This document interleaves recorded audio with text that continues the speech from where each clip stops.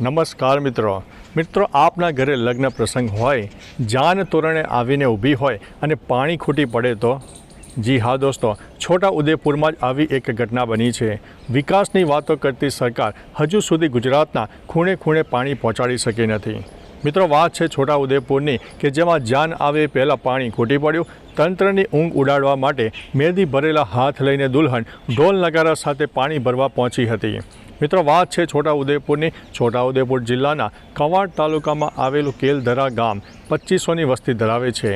ગામમાં પાણીની ટાંકી છે, પરંતુ તેમાં પાણી જ નથી, કેમ કે હાંફેશ્વર પાણી પુરવઠા યોજનામાં પીવાનું પાણી મળે તે માટે ટાંકી બનાવવામાં આવી હતી અને ઘરે ઘરે નળ ગોઠવવામાં આવ્યા છે, પરંતુ આ નળમાં હજુ સુધી પાણી આવ્યું જ નથી।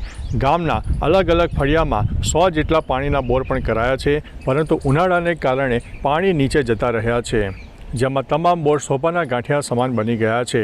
કેટલાક બોર તો બંધ પણ થઈ ગયા છે। નદી અને કોતરો પણ સુકાઈ ગયા છે। આ દરમિયાન ગામના ખેડૂતો નારણભાઈ રાઠવાની દીકરી ઓમનના લગ્ન હતા। જાન આવવાને ગણતરીના કલાકો બચ્યા હતા અને પાણી ખૂટી પડ્યું તો લગ્નવાળા ઘરે હાહાકાર મચી જવા પામ્યો। પાણીની વ્યવસ્થા કરવા માટે ઓમનાના પરિવારજનોએ એક ગામમાં આવેલી નદીના સામે કિનારે આવેલા હેન્ડપંપ ઉપર પહોંચી ગયા હતા। જો કે આ મુશ્કેલી જોઈને દુલ્હન ઓમનાને તંત્રની ઊંઘ ઉડાડવાનો વિચાર આવ્યો।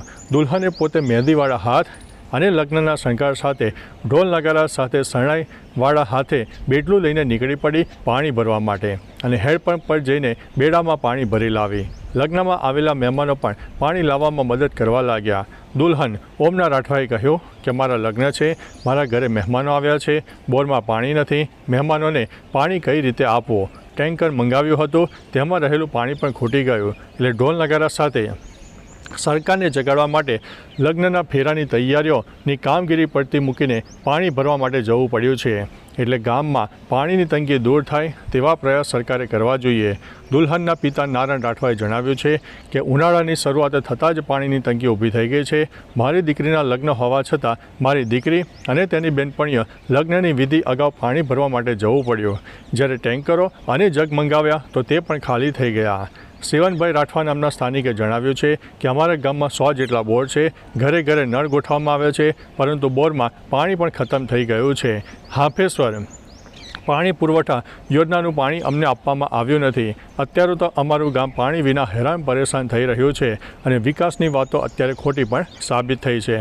તો ચાલો મિત્રો, ફરીથી એક નવા સમાચાર લઈને મળતા રહીશું। ત્યાં સુધી અમને રજા આપશો। નમસ્તે।